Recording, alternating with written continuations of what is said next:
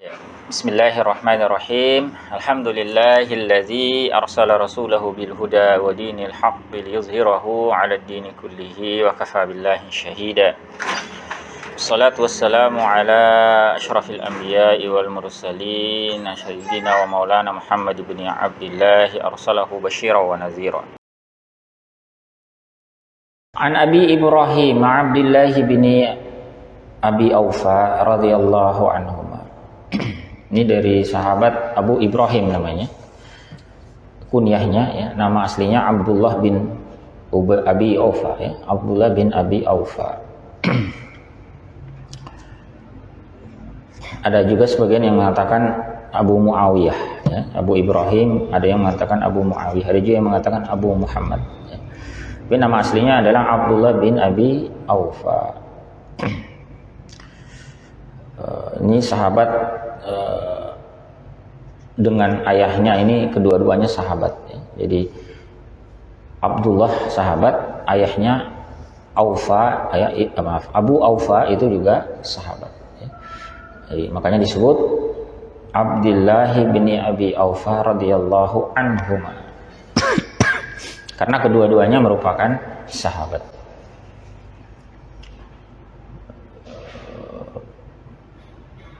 Sahabat ini Abu Ibrahim ini ikut ya dalam beberapa peristiwa penting ya, misalnya yang disebutkan oleh Ibnu Allan di sini, ikut dalam Baiat Ridwan ya. Ini peristiwa menjelang Hudaybiyah ya. Kemudian juga dia ikut dalam perang Khaybar ya, dan beberapa perang setelahnya. Dan dia tinggal di Madinah sampai Nabi Shallallahu Alaihi Wasallam wafat.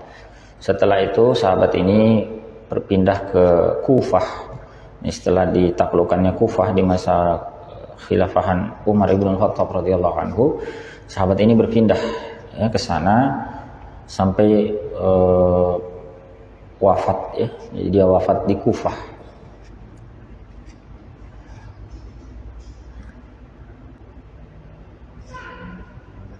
Ya, ada cukup banyak ya hadis yang diriwayatkan. Ibnu Allan menyebutkan ada 95 hadis ya, yang diriwayatkan oleh sahabat ini ya. Baik, ikhwafillah rahmatullahi alaikum. Nah, bagaimana riwayatnya? Dia mengatakan anna Rasulullah sallallahu alaihi wasallam fi ba'di ayyamihi allati laqiya fiha al-adu. Bahwa Rasulullah sallallahu alaihi wasallam itu pada sebagian hari-hari beliau yang menghadapi musuh, ini dalam medan pertempuran ya. Ini hari di mana Nabi SAW menuju ke medan perang. Kemudian intazara hatta iza malatis syams.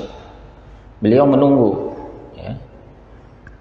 Beliau menunggu sampai matahari itu condong ya. Jadi di pertengahan siang, tengah hari beliau menunggu sampai matahari itu bergeser. Saat matahari telah bergeser, artinya di waktu zuhur ini ya, beliau sallallahu alaihi wasallam berdiri, qama fihim, beliau berdiri ya di tengah-tengah pasukan, faqal, lalu beliau bersabda, ya ayyuhan nasu la tatamannau liqa'al adu. Wahai sekalian manusia, janganlah kalian mengangan-angankan pertemuan dengan musuh. Was'alullaha al-afiyah, mintalah kepada Allah afiat.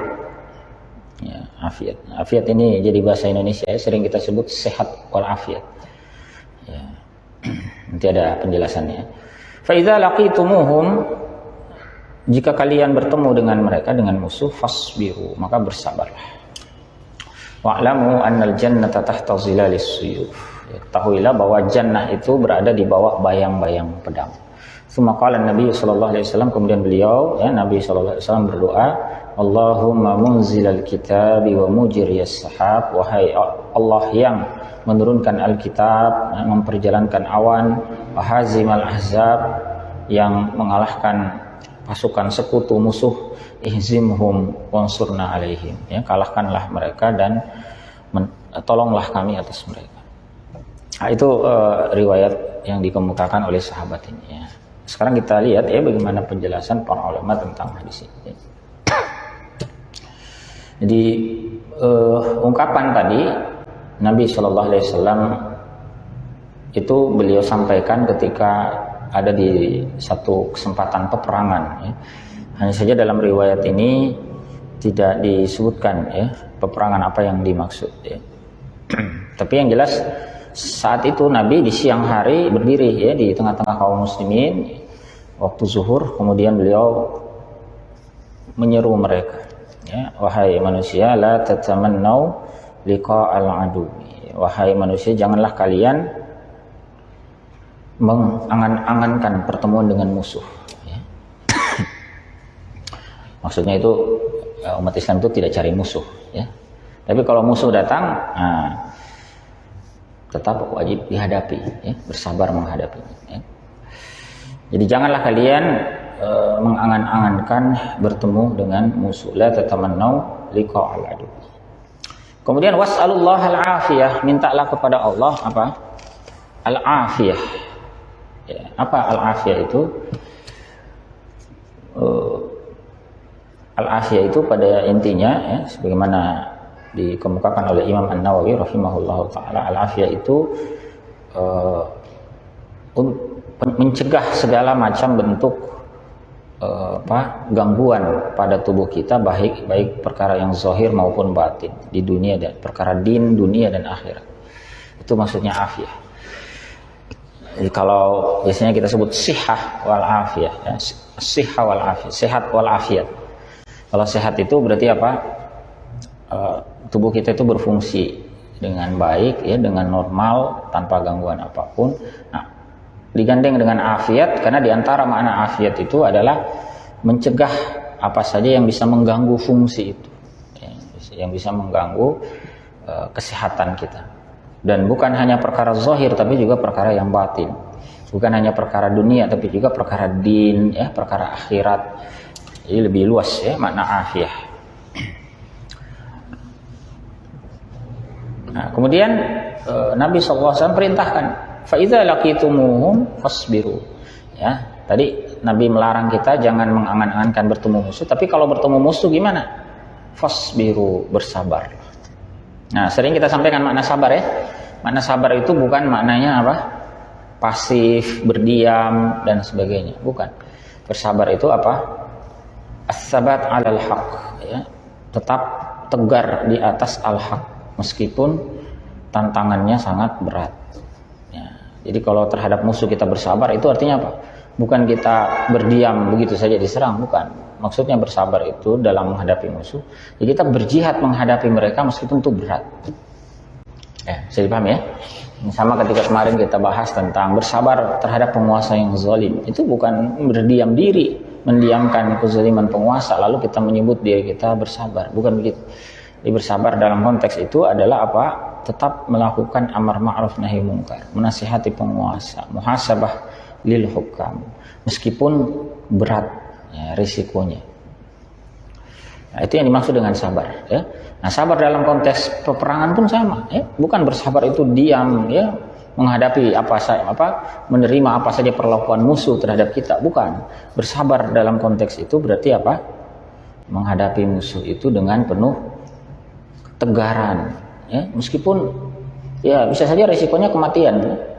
Nah, tapi hadapi itu meskipun jihad itu aktivitas yang berat. Nah, itu maknanya bersabar ya, kita menjalani itu dengan penuh ketegaran ya. Kemudian beliau sallallahu alaihi wasallam menyampaikan wa'lamu annal jannata tahta zilalis suyuf, ketahuilah bahwa jannah itu di bawah bayang-bayang pedang. Apa makna ungkapan itu? Ini ungkapan yang luar biasa ya. Imam Al-Qurtubi ya mengatakan ya, ketika mensyarah hadis ini dia mengatakan hadza minal kalamin nafisil badi' alladhi jama'a durubal balaghati min jazalatil lafzi wa 'uzubatihi wa husni isti'aratihi wa shumulil ma'anil katsir ma'al alfazil maqulatil wajiza bihaitsu yu'jizul fusaha'ul lisanul bulagha an iradi mislihi wa ayatu binazrihi wa syaklihi. Ya, intinya beliau ingin mengatakan bahwa ungkapan Nabi sallallahu alaihi wasallam bahwa al-jannah itu di bawah bayang-bayang pedang itu ungkapan yang sangat sangat berkelas. Ya, dari sisi kefasihan, dari sisi balaghah, yaitu ucapan yang luar biasa. Ya, karena memang Nabi SAW itu diberikan anugerah, diantaranya adalah jawami'ul kalim. Beliau dapat menyampaikan ucapan itu ringkas tapi sangat mendalam maknanya dan sangat indah. Ya, ungkapan jannah itu di bawah bayang-bayang pedang itu artinya apa? Itu penegasan sahabat terhadap para sahabat tadi untuk semakin bersabar dalam berjihad. Jadi kalau ketemu musuh bersabarlah. Artinya apa? Berjihadlah meskipun itu sangat berat. Kenapa? Al-jannah itu berada di bawah bayang-bayang pedang. Nah, jadi seakan di peperangan itu kan orang sering pakai pedang, musuh menggunakan pedang segala macam. Nah, itu Nabi pesankan bahwa di situ ada jannah. Dalam aktivitas jihad fi sabilillah itu ada jannah. Nah, ketika kita gugur syahid di situ, itu mendapatkan kemuliaan berupa jannah. Kalau tidak syahid menang dalam pertempuran itu pun kita juga dapat kemuliaan yang lain. Apa itu? Ya, semakin tersebarnya Islam, ya, semakin tingginya kewibawaan kaum muslimin, ya, semakin gentarnya musuh pada kita dan seterusnya. Dan ini juga menghantarkan kebaikan-kebaikan yang lebih luas. Ya, itu diantara ungkapan, makna ungkapan beliau sallallahu alaihi wasallam bahwa al-jannah tahta zilalis suyuf. Ya.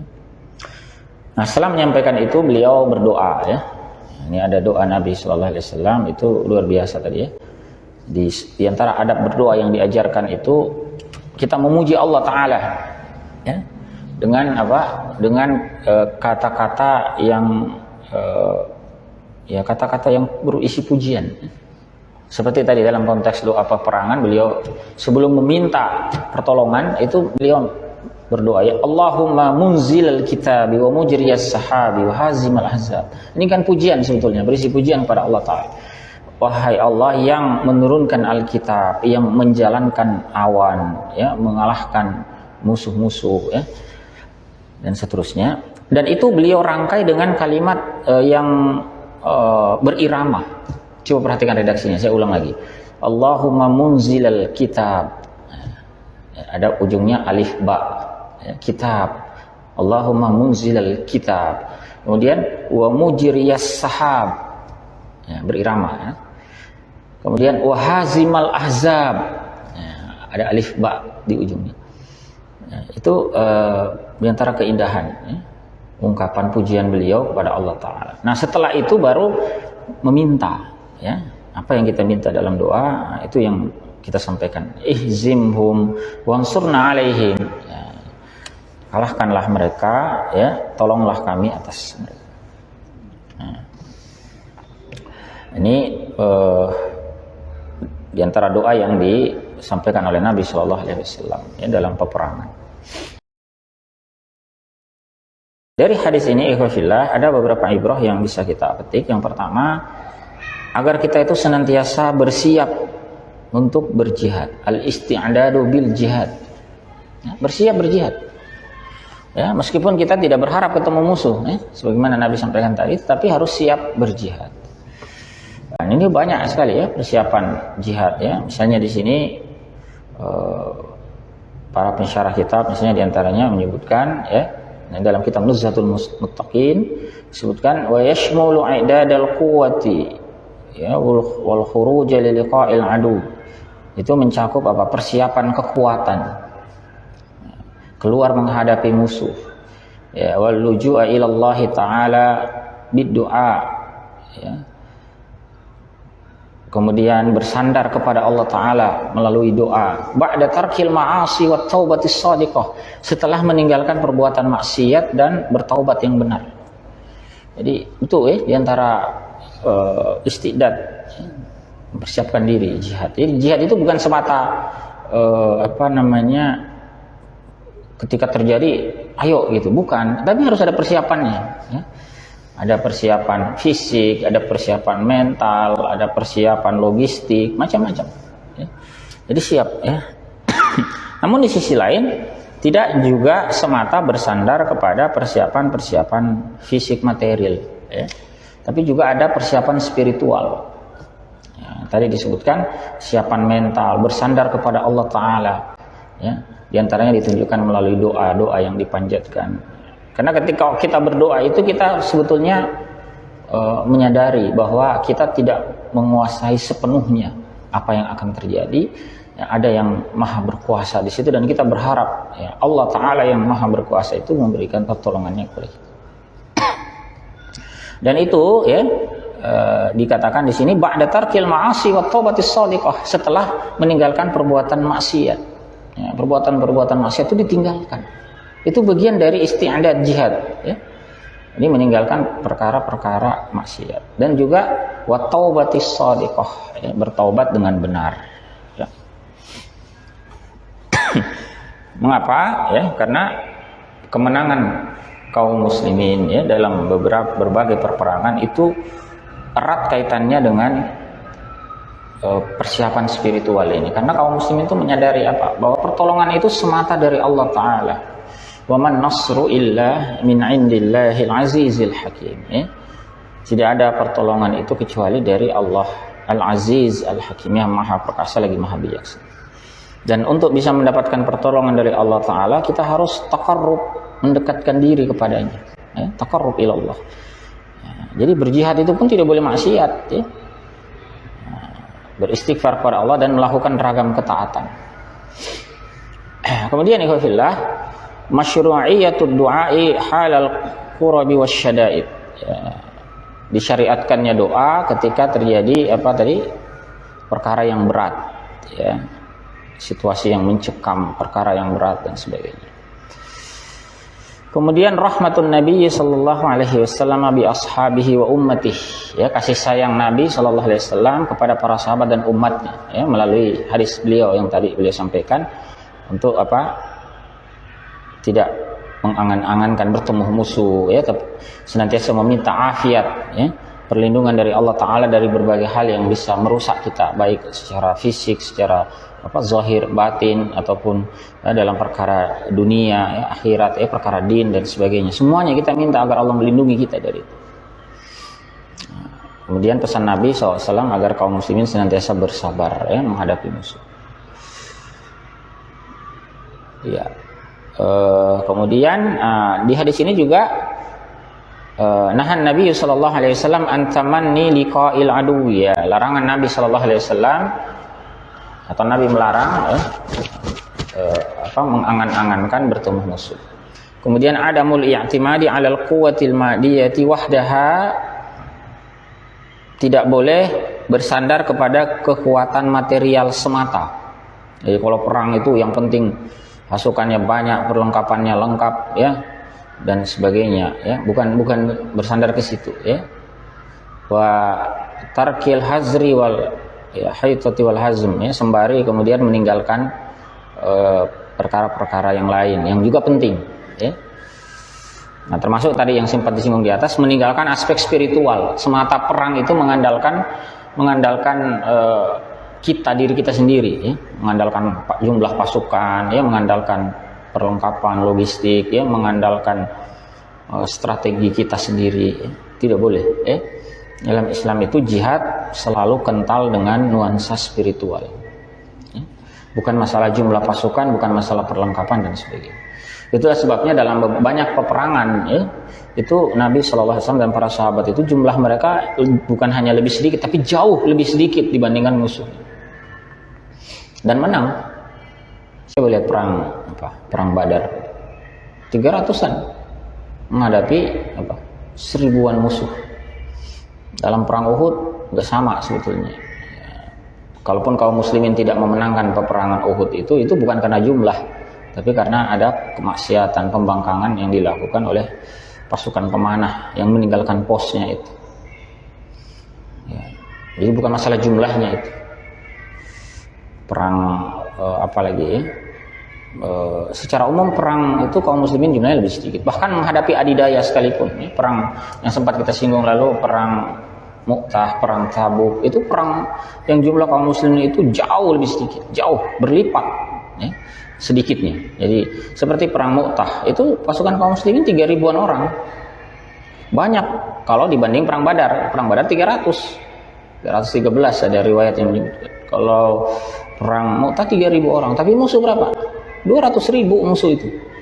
Bayangkan, kebayang nggak itu 3.000 lawan 200.000? Di perang berikutnya menghadapi Romawi, perang Tabuk itu juga malah lebih parah. Perang Tabuk itu musuh sampai 1 juta, 500.000 plus 500.000. Sementara kaum muslim itu hanya 30.000-an. Atau ada riwayat yang paling banyak itu menyebutkan 70.000. Ada yang sebut 30.000, ada yang 50.000, ada yang paling banyak itu 70.000. 70.000 saja kalau dibanding 500.000 plus 500.000 sangat jauh. Tapi kita tahu cerita perang Mu'tah, perang Tabuk itu kaum muslimin menang. Jadi bukan masalah jumlah. Nah, ada satu perang itu justru kaum muslimin itu takjub dengan jumlah mereka yang banyak. Tapi justru kocar-kacir dalam perang itu. Namanya perang Hunain. Setelah Fathu Mekah itu, kan kaum muslimin dari Madinah menaklukkan Mekah itu sekitar 10.000 pasukan. Setelah Mekah takluk, ikut lagi beberapa ribu pasukan. Nabi SAW menuju ke perkampungan Hawazin, suku Hawazin, melewati celah lembah namanya lembah Hunain. Itu terjadi peperangan di situ. Itu pasukan kaum muslim itu berlipat dibandingkan musuh. Tapi bagaimana? Nah, itu Allah sebutkan di dalam ayat Al-Qur'an, ya, walaqad nasarakumullahu fi mawatin katsiratin wa yawma hunainin idz a'jabatkum kasratukum falam tughni ankum syai'a. Wadhaqat 'alaikumul ardu bima rahubat tsumma wallaitum mudbirin. Ya, ingat. Jadi Allah Ta'ala sampaikan kepada kita, sungguh Allah telah menolong kalian dalam banyak medan pertempuran. Nah, lalu Allah ingatkan satu peperangan penting. Wa yauma Hunain, juga Allah itu menolong kalian pada hari perang Hunain. Kenapa perang Hunain itu penting diingatkan? Ya, iz a'jabatkum kasratukum, saat kalian takjub oleh jumlah kalian yang sangat banyak. Jumlah kaum muslimin itu sangat banyak, belasan ribu pasukan kaum muslimin. Ya, dibandingkan musuhnya waktu itu hanya berapa ribu saja, sedikit.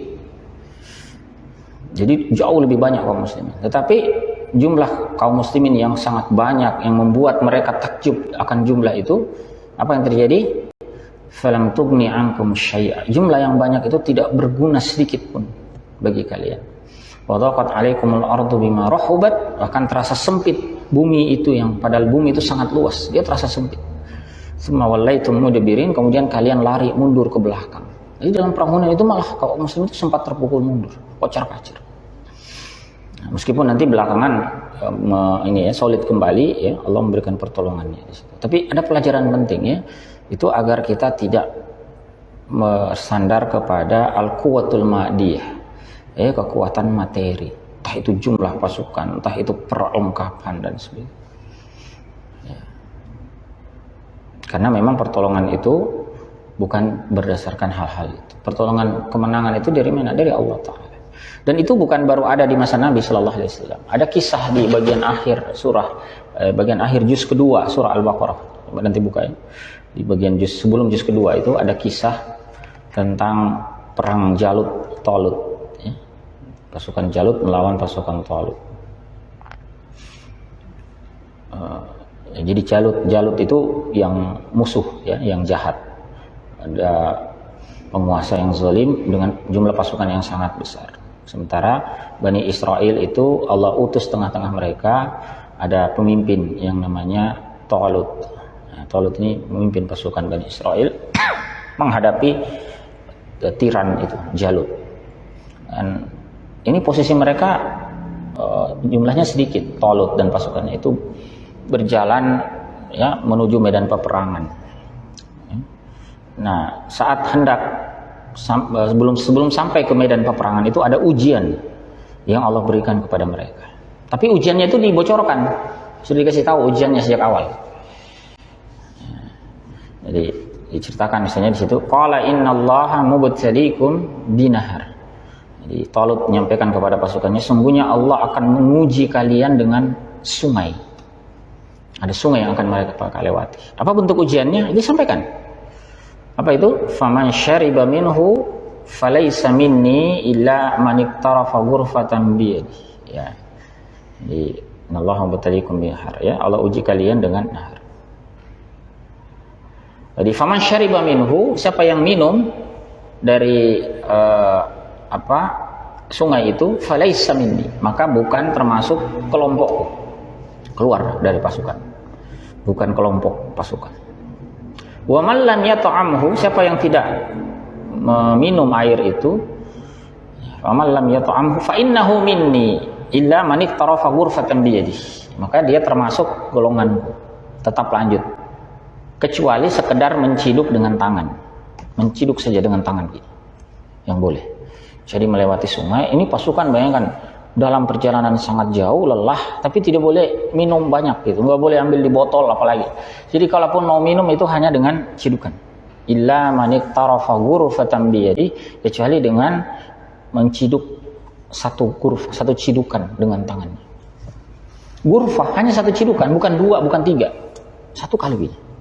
Nah, itu kan namanya tangan juga kadang kita ngambil ada yang bocor, toh. Jadi pokoknya yang ada di sini sih, itu yang diminum. Saya itu jalan. Padahal ini pasukan sangat lelah. Tapi sudah disampaikan ujiannya. Mestinya kalau disampaikan ujiannya lebih siap, ya. Apa yang terjadi? Fasyaribu minhu illa qalilan minhum. Minum itu mereka, pasukan itu. Minum di situ dan minumnya banyak, kecuali sedikit saja yang tetap lulus istiqomah dengan itu. Jadi sudahlah pasukannya tadi yang datang tidak banyak, berkurang lagi. Setelah lewat ujian itu berkurang lagi, lebih sedikit lagi dari pasukan asal. Fasyaribu minhu illa qalilan. Falamma jawazahu wa walladzina amanu ma'ahu qala la taqata lana al-yawma ya bijalut bijunudihi.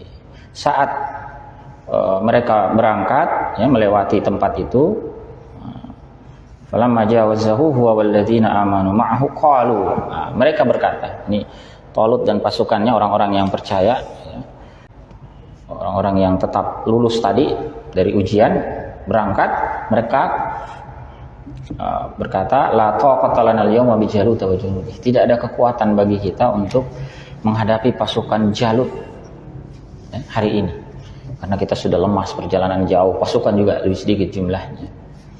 Ternyata apa? Ya, ada orang soleh di antara mereka, ya, mengatakan apa? Qala alladziina yazunnuna annahum mulaqu rabbihim kam min fi'atin qalilatin ghalabat fi'atan katsiratan biiznillah wallahu ma'as sabirin. Ini pesan penting, renungkan betul. Orang-orang yang yakin, ya, akan bertemu Rabb mereka, ya, betul-betul beriman kepada Allah Ta'ala, mereka mengatakan apa? Kam min fi'atin qalilah, betapa banyak pasukan kecil, ghalabat fi'atan katsirah, mengalahkan pasukan yang besar, yang jumlahnya banyak. Betapa banyak pasukan yang jumlahnya sedikit mengalahkan pasukan yang jumlahnya banyak. Biiznillah, dengan pertolongan Allah. Wallahu ma'as sabirin, dan Allah bersama orang-orang yang sabar. Ya, kemudian setelah itu mereka berdoa itu, ya, saat sudah tampak pasukan musuh, walamma barazu li Jalut wa junudih, saat pasukan musuh itu sudah tampak, ya, pasukannya Jalut, ya, Jalut dan pasukannya, kemudian mereka berdoa, qalu rabbana afriq alaina sabra wa tsabbit aqdamana wansurna 'alal qaumil kafirin. Nah, itu doa mereka. Nah, rabbana afriq alaina sabran, wahai Rabb kami, anugerahkanlah kepada kami kesabaran. Tsabbit aqdamana, teguhkan hati kami, ya, teguhkan kaki kami. Ya, jangan sampai ini kaki gemetar lihat musuh yang banyak kabur. Teguhkan. Ya, mansurna 'alal qaumil kafirin, tolonglah kami menghadapi orang-orang yang kafir itu. Singkat cerita itu menang. Di ayat berikutnya diceritakan, kan? Fahazzamuhum biiznillah wa qatala Daud Jalut. Jadi mereka pun mengalahkan musuhnya dengan izin Allah. Daud itu membunuh Jalut. Ya, itu cerita Nabiullah Daud. Jadi Daud itu salah satu pasukannya Talut. Itu membunuh Jalut dalam peperangan itu. Ya, kalau di kitab suci agama lain itu ada cerita David versus Goliat. Nah, itu ya. Kalau dalam versi kita itu ya Daud dan menghadapi Jalut. Ya, bukan Goliat tapi Jalut. Ya.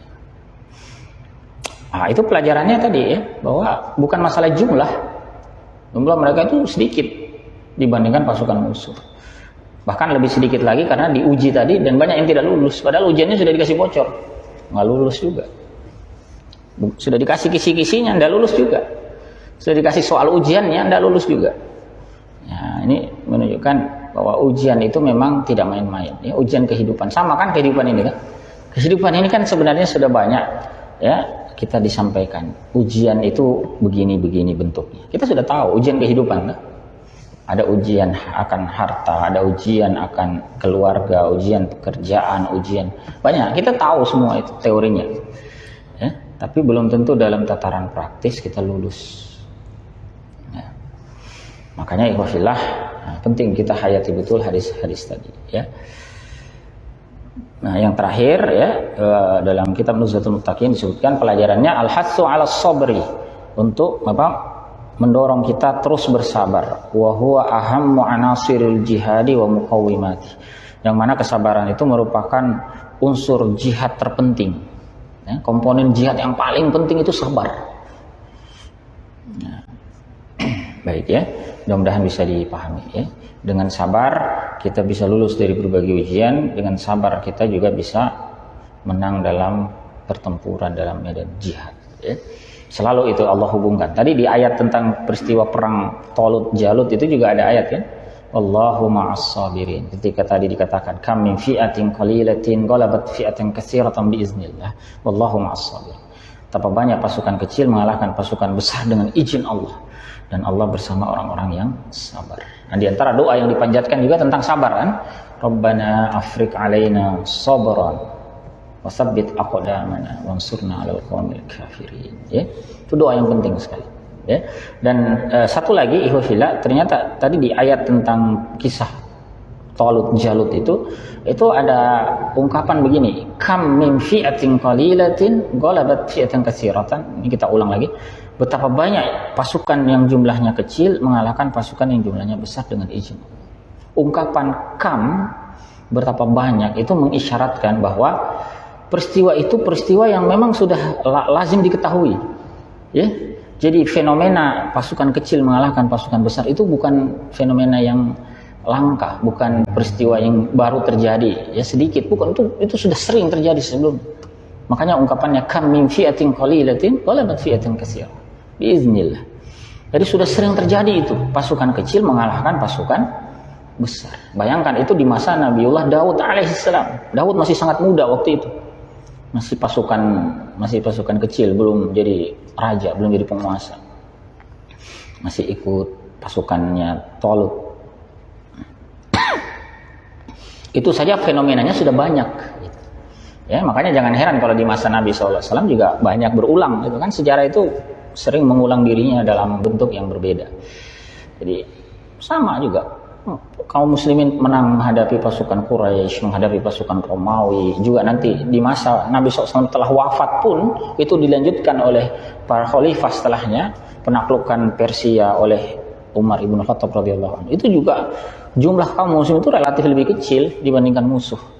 Baca itu kisah-kisah perang, ya, bagaimana misalnya Sa'ad bin Abi Waqqas, ya, bagaimana Khalid ibn al-Walid, ya, bagaimana Ikrimah bin Abi Jahal, itu dalam peperangan menghadapi Persia itu jumlah mereka jauh lebih sedikit dibandingkan adidaya. Padahal itu adidaya besar, tapi menang kan faktanya. Penaklukan Mesir juga sama. Amr bin As itu diperintahkan ke sana, itu menaklukkan Mesir juga meskipun relatif lebih lama, tapi pasukan kaum muslimin lebih sedikit dibandingkan musuh, ya, dan seterusnya, ya. Nah, maka sekali lagi tidak berpatokan semata dengan kekuatan materi. Ada yang jauh lebih penting dari itu, yakni kekuatan ruhiyah, kekuatan spiritual. Kita bersandar hanya kepada Allah Ta'ala, meninggalkan perbuatan-perbuatan maksiat, ya, bertaubat dengan sungguh-sungguh. Nah, itulah yang akan mengantarkan kemenangan, ditambah dengan satu tadi unsur pentingnya, bersabar. Ya, dan sekali lagi sikap sabar itu bukan sikap yang menunjukkan kelemahan. Sabar itu sekali lagi menunjukkan kekuatan, menunjukkan ketegaran, menunjukkan keistiqomahan. Wallahu a'lam bishawab.